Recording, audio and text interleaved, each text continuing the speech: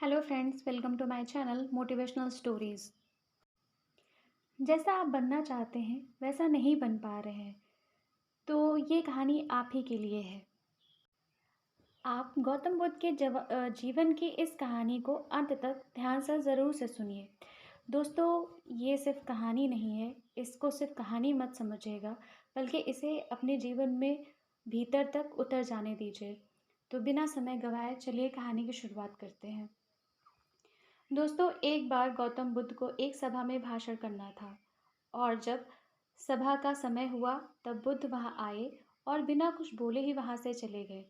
तकरीबन 100 से भी ज़्यादा लोग बुद्ध का उस सभा में इंतज़ार कर रहे थे और बुद्ध के इस तरह का व्यवहार देखकर सभी लोग बहुत चौंके, लेकिन किसी ने भी बुद्ध से कोई प्रश्न नहीं किया। अगले दिन फिर से सभा का आयोजन हुआ और दूसरे दिन सभा में लोगों की संख्या तकरीबन घट गई। इस बार तकरीबन 80 लोग सभा में बैठे हुए थे। बुद्ध सभा में आए, लेकिन इस बार भी बुद्ध ने वही किया, यानी बुद्ध इस बार भी आए, बिना कुछ बोले ही वहां से चले गए, लेकिन दोबारा से चौंके, लेकिन किसी ने भी बुद्ध से कोई प्रश्न नहीं किया। अगले दिन सभा का आयोजन फिर से किया गया, लेकिन इस बार सभा में लोगों की संख्या घट गई। इस बार केवल सभा में 50 लोग ही आए हुए थे। बुद्ध सभा में फिर से आए, उन्होंने इधर उधर देखा और बिना कुछ बोले ही सभा से वापस लौट गए।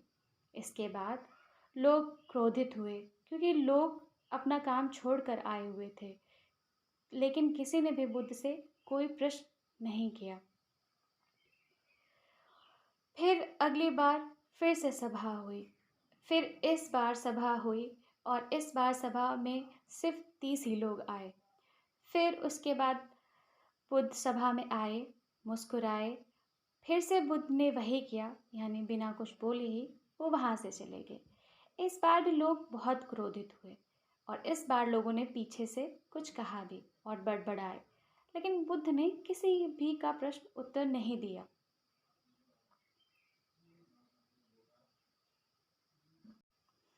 अगले दिन सुबह का आयोजन फिर हुआ। इस बार लोगों की संख्या बहुत घट गई, यानी इस बार सभा में कुल मिलाकर 15 लोग ही आए हुए थे। इस बार भी बुद्ध सभा में आए, लेकिन इस बार बुद्ध अपना आश्रय ग्रहण कर लेते हैं। फिर बुद्ध बोलते हैं।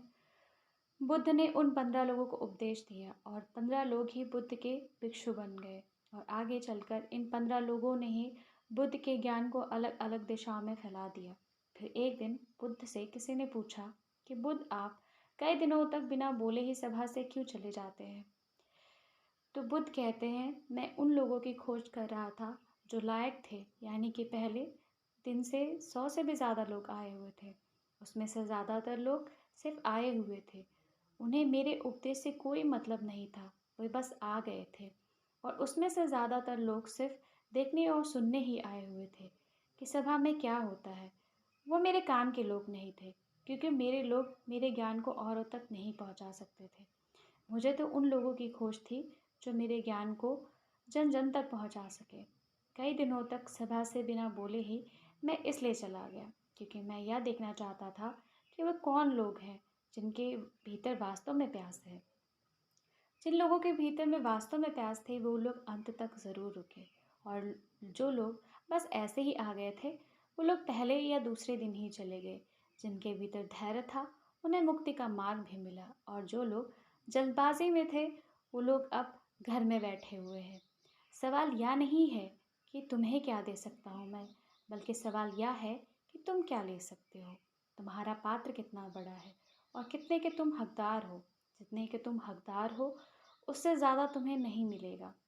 फिर वह व्यक्ति बुद्ध से पूछता है, बुद्ध, लायक कैसे बने? फिर बुद्ध कहते हैं कि धैर्य के द्वारा। जिस व्यक्ति के अंदर धैर्य है वह अपने जीवन में कुछ भी पा सकता है। सभा में जितने भी लोग आए हुए हैं और उसमें अंत तक वही रुके जिनके अंदर धैर्य था। चाहे तुम्हारे जीवन में तुम्हारा लक्ष्य जो कुछ भी हो, लेकिन तुम बिना धैर्य के सफलता के चरम तक नहीं पहुंच सकते। फिर वह व्यक्ति बुद्ध से पूछता है कि कोई व्यक्ति अपने भीतर के धैर्य को कैसे बढ़ाए? बुद्ध कहते हैं, निरंतर अभ्यास के द्वारा हम अपने भीतर के धैर्य को बढ़ा सकते हैं। जैसे कोई व्यक्ति जब ध्यान करना शुरू कर देता है तो उसका मन उसके सामने कई सारे अड़चने लाता है, लेकिन उसका धैर्य उसे एक दिन उसके लक्ष्य तक ज़रूर पहुंचा देता है। फिर वह व्यक्ति बुद्ध से कहता है कि मैं समझ गया। बुद्ध, मैं समझ गया, यानी मुझे धैर्य के साथ निरंतर अभ्यास करने की आवश्यकता है। अब आप भी समझ गए होंगे कि आपको निरंतर अभ्यास करने की ज़रूरत है, वो भी धैर्य के साथ। अब आपको समझ में आ गया होगा कि आपके पास वो चीज़ या वो सफलता आपके पास क्यों नहीं है, क्योंकि आपके अंदर धैर्य और निरंतर अभ्यास की आवश्यकता है। आप लायक तभी बनेंगे जब आप अपने भीतर धैर्य को बढ़ाएंगे। और धैर्य कैसे बढ़ेगा? धैर्य बढ़ेगा निरंतर अभ्यास के द्वारा। और अभ्यास कौन करेगा? अभ्यास आपको करना चाहिए। जो आप भविष्य में बनना चाहते हैं, उसके लिए क्या आप धैर्य के साथ कर्म कर रहे हैं? ये सवाल आप अपने आप से ज़रूर पूछिए। उम्मीद है कि गौतम बुद्ध की ये शिक्षाप्रद कहानी आपको पसंद आई होगी। अगर आपको पसंद आई हो तो प्लीज़ मेरे चैनल को लाइक और सब्सक्राइब करें।